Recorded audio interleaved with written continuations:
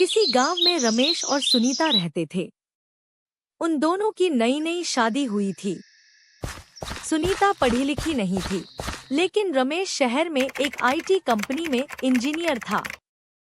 रमेश को सुनीता बिल्कुल भी पसंद नहीं थी, लेकिन रमेश के माँ बाप के जोर डालने पर रमेश को सुनीता से शादी करनी पड़ी। छुट्टियां खत्म होने के बाद रमेश को वापस ऑफिस जाना था, लेकिन सुनीता की ऐसी हालत देखकर वह मन ही मन सोचता है कि अगर उसे शहर लेकर गया तो मेरे ऑफिस के दोस्त सुनीता से मिलने के लिए बोलेंगे, लेकिन ऐसी गंवार लड़की को मैं अपने दोस्तों से नहीं मिलवा सकता हूँ। रमेश घर में कोई बहाना बनाकर सुनीता को गांव में ही छोड़कर वापस शहर चला जाता है। सुनीता को अकेले छोड़कर रमेश को जाते देख सुनीता बहुत रोती है। तब रमेश सुनीता से झूठ कहता है। देखो सुनीता, शहर में मेरे पास रहने की खुद ही जगह नहीं है, फिर मैं तुम्हें कैसे रखूंगा। जैसे ही कोई जगह मिल जाती है वैसे मैं तुम्हें वापस बुला लूंगा। ऐसा कहकर रमेश सुनीता को छोड़कर शहर चला जाता है। गांव में सुनीता अकेले अपने कमरे में रोती रहती है। यह सब सुनीता के ससुर देखते हैं। सुनीता रोज रमेश के लिए कमरे में अकेले रोती रहती। फिर सुनीता का ससुर उसे शहर में रमेश के पास ले जाता है। बस में बैठकर सुनीता बहुत उत्साह से शहर के रहन सहन को देखती है।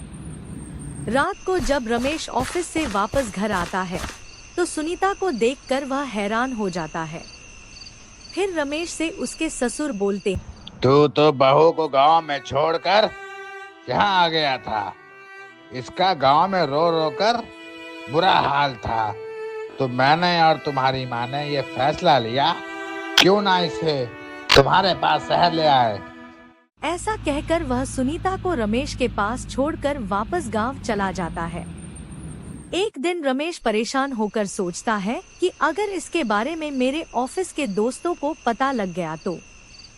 इसी बीच सुनीता बाहर जाने की जिद कर देती है। ए जी, आप मुझे कभी भी बाहर लेकर नहीं जाते हैं। आज मुझे खाना खिलाने के लिए बाहर लेकर जाइए ना। सुनीता के बहुत कहने पर रमेश सुनीता को बाहर खाना खाने के लिए ले जाने को तैयार हो जाता है। अच्छा ठीक है, जल्दी से तैयार होकर आओ, फिर हम खाना खाने बाहर चलेंगे। और हाँ, अच्छे से तैयार होकर आना। सुनीता तैयार हो जाती है और बिल्कुल गांव की तरह तैयार होकर आती है। ए जी, चलिए मैं तैयार हूँ। रमेश चौंक कर कहता है, तुम ऐसे तैयार होकर आई हो? हाल देख रही हो अपना, हम कहीं नहीं जा रहे बाहर, रहो घर पे ही। अपनी माँ को फोन करता है। माँ कहती है, चलो तुम ऐसे ही ले जाओ, लेकिन एक बात सुन लो, तुम बाहर जाकर मेरी बेइज्जती मत करवाना। रमेश सुनीता को बाहर खाने पर ले जाता है। होटल पहुंचते ही सुनीता अजीब-अजीब हरकतें करने लगती है, क्योंकि उसने ऐसी जगह पहले कभी नहीं देखी थी। वो सब चीजों को देखकर बहुत हैरान होती है। होटल में बैठते ही सभी लोग उसे देखने लगते हैं और यह देखकर रमेश को बेइज्जती महसूस होती है। वो गुस्से से कहता है, सुनीता तुम आराम से नहीं खा सकती क्या? क्या तुम मेरी बेइज्जती करवाने तुली हो? देखो सब लोग हमें देख रहे हैं। सुनीता कहती है, आप ही बताइए ना, हमने क्या किया है? हम तो बस यहाँ की चीजों को देख रहे थे। रमेश कहता है, मैंने तुम्हें कहा ना, अभी उठो, अभी घर चलो। तभी रमेश के दोस्त उसे होटल में मिल जाते हैं और रमेश के साथ सुनीता को देखकर हैरान हो जाते हैं। अरे रमेश, तेरे साथ ये लड़की कौन है? सुनीता कह देती है, हम इनकी पत्नी सुनीता और ये हमारे पति हैं। यह सुनकर सब हैरान हो जाते हैं और आपस में हंसने लगते हैं। यह देखकर रमेश को शर्मिंदगी महसूस होती है। दोस्त कहते हैं, अरे रमेश, तुमने बताया नहीं तुम्हारी शादी हो चुकी है और तुमने भाभी के यहाँ तक खाना भी नहीं खिलाया आज तक।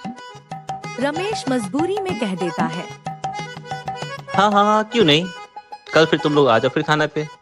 लेकिन अंदर ही अंदर सुनीता पर बहुत गुस्सा करता है और सोचता है कि अब ऑफिस में सब लोग उस पर हंसेंगे और उसका मजाक उड़ाएंगे। सुबह होते ही वह सुनीता को समझाता है कि क्या क्या बनाना है और ऑफिस चला जाता है। शाम को जब वह घर अपने दोस्तों को लेकर आता है तो सीधा किचन में जाकर कहता है, सुनीता, जो खाने में तुम्हें बोला था वो सब बना दिया ना? देखना दोस्तों के सामने मेरी बेइज्जती मत करवा दियो। सुनीता कहती है, नहीं जी, आपको मुझ पे भरोसा नहीं है क्या? आपने मुझे जो जो कहा था बनाने के लिए वो मैंने सब बना दिया है। देखना आप भी मेरी खाने की तारीफ करोगे। रमेश कहता है, सुनीता, खाना बाहर ले आओ, मेरे सारे दोस्त आ गए हैं। सुनीता सबको खाना परोसने लगती है। कोई पिज्जा खाता है तो कोई बर्गर। जैसे ही वे लोग खाते हैं तभी उल्टी कर देते हैं। अरे भाई, ये क्या बनाया है? खाने पे अगर नहीं बुलाना था तो मुझे पहले ही बता देते। पिज्जा में इतना नमक कौन डालता है? रमेश गुस्से से कहता है, सुनीता, मैंने तुम्हें कितना समझाया था कि खाने में कैसे कैसे क्या क्या बनाना है, फिर तुमने कुछ नहीं किया। अब कर दी हमारे दोस्तों के सामने मेरी बेइज्जती। अब कल मैं अपने दोस्तों के सामने ऑफिस में क्या मुंह दिखाऊंगा, बताओ तुम ही। यह सब देखकर सुनीता को अपनी मूर्खता का एहसास हो जाता है। उसे समझ आ जाता है कि हर काम सबके बस का नहीं होता है। अगर वो समझदारी से काम करती तो आज उसके पति की सबके सामने बेइज्जती नहीं होती।